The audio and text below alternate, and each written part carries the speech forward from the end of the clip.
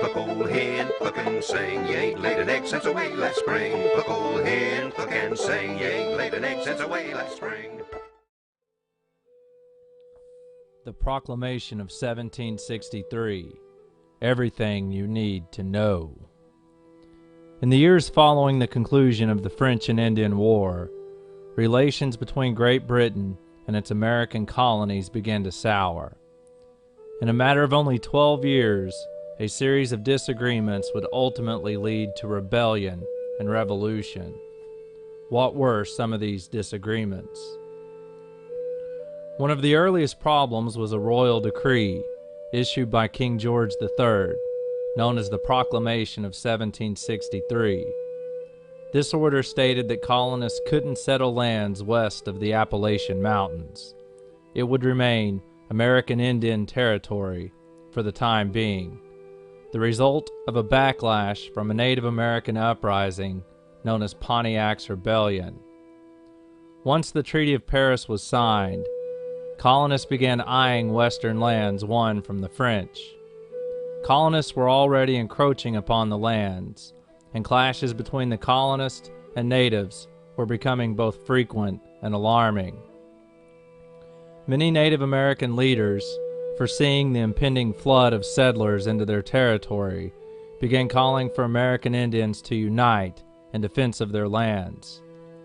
History has called the ensuing uprising Pontiac's Rebellion, named in honor of one of the Ottawa chiefs who led the movement.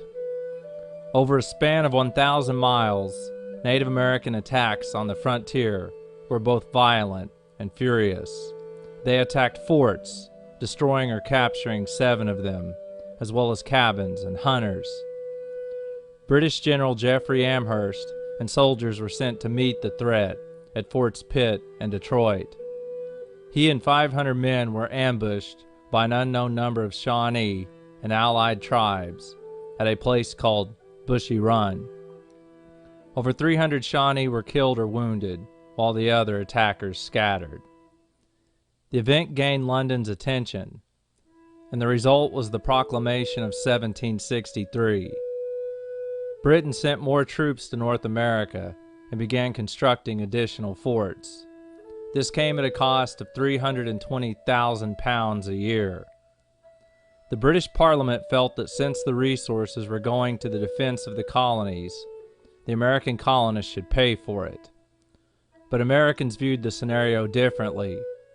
Nearly every American male colonist owned a gun, and from the age of 16 to 60, most served in the militia. In all, the colonists outnumbered the natives living on the frontier 20 to 1. Colonists didn't feel that the troops were needed. Prior to the French and Indian War, Britain had kept no standing army in the American colonies. Now that the war had been won, and the French had abandoned North America, more troops were being shipped in. Colonists also had all of the new land acquired from France, and King George III would not allow them to settle it, going as far as sending troops to forcibly remove the settlers from the forbidden lands. Colonial agitation grew.